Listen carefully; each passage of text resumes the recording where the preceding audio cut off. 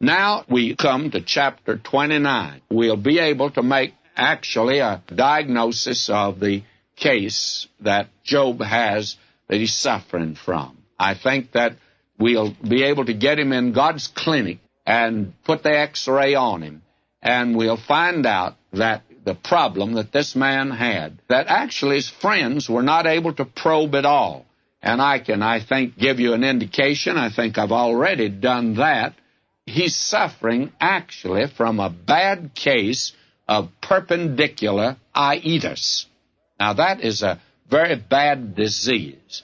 That's when the little pronoun I becomes so important, and that's all we talk about, I. In chapter 29, and I'd like to suggest you read this over and see, Job in chapter 29, there are 25 verses, and he uses the personal pronoun I or me 52 times. And you get the impression Job's talking about himself. He's really wrapped up in himself in this chapter here. That, my friend, was the big problem that Job had. Now we're going to see how it had affected his life. And it affects the life of human beings today. You know, to get all wrapped up in yourself. And someone says, when you're wrapped up in yourself, it makes a mighty small package. Now we find out what the secret sin of Job is. And Job confesses it here, but he doesn't give it to us in the form of a confession. It's really his boasting. He's filled with pride. And if you want to know what the name of the disease is, it's eye trouble. A lot of us have that trouble, by the way. He is just talking about eye. He has itis. And this is the hub of the wheel of life for all of us, of course. And everything is a spoke that goes out from us. But we see no brokenness of spirit. There's no broken and contrite heart here on the part of Job. No admission, no confession, no feeling of failure. His friends did not help him. They failed, and they didn't know Job, and they didn't know themselves, and they certainly didn't know God. They believed that God only sent trouble as punishment, and Job was just holding out. And they roughed him up. They were miserable comforters. Their method was different. If I may sum up, Eliphaz was the voice of experience. He uses what would be called today the psychological approach. And this is the approach that is known as the power of positive thinking today. You adopt a cheerful attitude. And then there is Bildad, and he's a traditionalist, and he uses the philosophical approach. That would be the approach of several of our seminaries today. They use the philosophical approach, but that doesn't help anybody. And then Zophar, it was a religious dogmatist, and he thought he knew all about God. And he sounds like some of us fundamentalists. We're all here, but the thing is, none was able to help this man. Now, we need to recognize this, and I want to say this on Job's behalf as we get into this chapter. We're told that this man was a perfect man according to the standard that God had set up, which was sacrifice. And Job had brought a sacrifice to God. We saw a little chink in his armor, though at the very beginning he offered sacrifices for his sons and daughters. He thought they had sinned. But what about Job? He didn't apparently think he needed one, you see. And we find him that kind of a man. And we find that he's a man that had a great deal, a very wealthy man. He had all that it takes to make this life agreeable.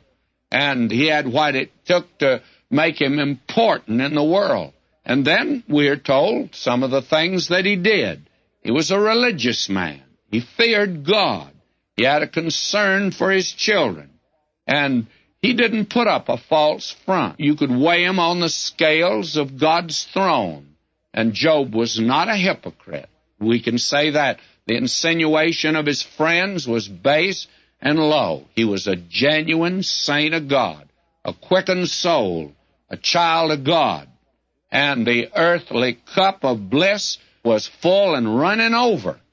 Now, why should this man suffer? Actually, the suffering is incidental, but Job would never have told you that. It's just about as important a suffering as the fish is in the book of Jonah. The problem was with Jonah and Jehovah. The problem here is with this man Job and God, and Job and Jehovah again. Even Satan, his enemy here, is secondary. Now, the real problem was Job. He did not know himself. He did not know God. And he certainly didn't know himself here at all. Socrates put it like this, gnosko emu. That means know yourself. Know myself. That's important. And this man here, he didn't think that he needed a sacrifice. His children did. And he was self-righteous, self-sufficient, and he received all kinds of compliments. And there was a little of the self-adulation and spiritual egotism that you see in this man's life. But now, God's going to begin to work on him. Job chapter 29. Moreover, Job continued his parable and said, Oh, that I were as in months past, as in the days when God preserved me, when his candle shined upon my head, and when by his light I walked through darkness. As I was in the days of my youth, when the secret of God was upon my tabernacle, when the Almighty was yet with me, when my children were about me, when I washed my steps with butter, and the rock poured me out rivers of oil, when I went out to the gate through the city, when I prepared my seat in the street, the young men saw me and hid themselves, and the aged arose and stood up. The princes refrained talking and laid their hand on their mouth. The nobles held their peace, and their tongue cleaved to the roof of their mouth. When the ear heard me, then it blessed me, and when the eye saw me, it gave witness to me. Because I delivered the poor that cried, and the fatherless, and him that had none to help him. The blessing of him that was ready to perish came upon me, and I caused the widow's heart to sing for joy. I put on righteousness, and it clothed me. My judgment was as a robe and a diadem. I was eyes to the blind, and feet was I to the lame. I was a father to the poor, and the cause which I knew not I searched out. And I brake the jaws of the wicked, and plucked the spoil out of his teeth. Then I said, I shall die in my nest, and I shall multiply my days as the sand. My root was spread out by the waters, and the dew lay all night upon my branch. My glory was fresh in me, and my bow was renewed in my hand. Unto me men gave ear, and waited, and kept silence at my counsel. After my words they spake not again, and my speech dropped upon them. And they waited for me as for the rain, and they opened their mouth wide as for the latter rain. If I laughed on them, they believed it not, and the light of my countenance they cast not down. I chose out their way, and sat chief, and dwelt as a king in the army, as one that comforteth the mourners. Now, you can just say of chapter 29, this is your life, Job. Here it is. And he's going to tell us about himself. And he begins to review it. Now, will you listen? Chapter 29, beginning at verse 1. Moreover, Job continued his parable and said, Oh, that I were as in months past, as in the days when God preserved me. He starts off as being outstanding. He's all about me. This is very interesting. It goes like that little poem. I can't put my hand on it right now that I have. I gave a little tea party, and there were only 3 present, and it was me, myself, and I. I want to tell you, that's the kind of tea party that he's giving here. Now he goes back to the good old days.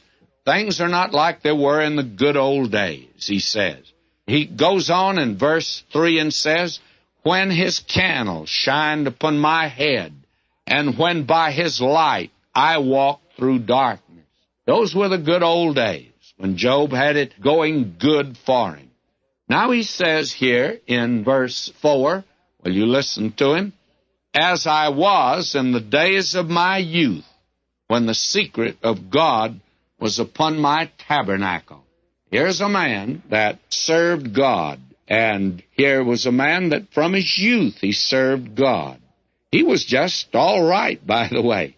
And he goes on to tell us in verse 5, when the Almighty was yet with me, when my children were about me, and when I washed my steps with butter, and the rock poured me out rivers of oil.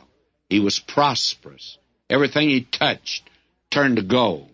When I went out to the gate through the city, when I prepared my seat in the street, the young men saw me and hid themselves, and the aged arose and stood up. I tell you, those were the good old days. He's not only prosperous, but he was a man of influence. The young kids had run from him.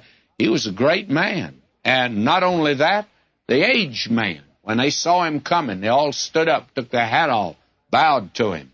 He was that kind of a man. And the princes, verse 9, the princes refrained talking and laid their hand on their mouth. In other words, when I came up, anybody's talking, they quit talking. They waited for me to say something, you see. Verse 10, the nobles held their peace, and their tongue cleaved to the roof of their mouth. Why, even the nobility, they listened to him, and they're not about to talk in his presence unless he asks them to. Now, not only that, listen to this. When the ear heard me, then it blessed me, and when the eye saw me, it gave witness to me. That's verse 11. In other words, he was voted the most valuable citizen by the civic clubs of Uz in Chaldea. He was the outstanding citizen of the town. Verse 12, now notice, because I delivered the poor that cried. He provided pensions for the aged. He helped the poor and also the fatherless. He was for orphans' homes and him that had none to help him. He surely went into social service. He believed in helping your fellow man. That's what Job did. And he's boasting of it here. He's outstanding. A man that's like this, friend, just doesn't need a Savior. He's already good enough. That is according to himself. Now, will you notice he goes on here. The blessing of him that was ready to perish came upon me. Why? Well, he took care of him. And I caused the widow's heart to sing for joy. He took care of the widows. This man was thoughtful, was he not? He's outstanding. Now listen to him here. I put on righteousness, and it clothed me. In other words, he was adorned with good works. He was filled with good works. And my judgment was as a robe and a diadem. People came to him for advice on any subject. He was outstanding. Now listen to him, verse 15. I was eyes to the blind, and feet was I to the lame. He was chairman of the board at the blind school, and he was a benefactor of the crippled children's home. Now, my friend, this man Job's outstanding, and I don't mean to take anything from him. He's outstanding. We need citizens like this. Now, notice this, verse 16. I was a father to the poor, and the cause which I knew not I searched out. And he never gave to anything unless he investigated it and saw it was a good thing to give to. And that's something that a lot of believers don't do today. Now, this man here only supported that which he felt was a worthy cause. Now, listen to him in verse 17. And I broke the jaws of the wicked, and I plucked the spoil out of his teeth. Now, he was on the committee of the mayor for civic righteousness. He believed in law and order. And I tell you, he was influential enough to bring it to pass. I say to you that this man Job is an outstanding man. Now we'll listen, verse 18. Then I said, I shall die in my nest, and I shall multiply my days as the sand. This man here said, why, I've got it made. I've got everything I want for retirement. I'm going to die in my nest, and I'll multiply my days as the sand. I'm going to live to a ripe old age. I tell you, he certainly thought he had it made. And now listen to him. He says, my root was spread out by the waters, and the dew lay all night upon my branch and my family tree. I tell you, it was outstanding. Verse 20, listen to him. My glory was fresh in me, and my bow was renewed in my hand. He had good health, and that's a wonderful asset. Now he goes on here, verse 21. Unto me men gave ear, and waited, and kept silence at my counsel. In other words, all the groups sought out his advice. They telephoned him before they'd make a decision, because they said, this man Job is outstanding. And not only that, after my words they spake not again, and my speech dropped upon me.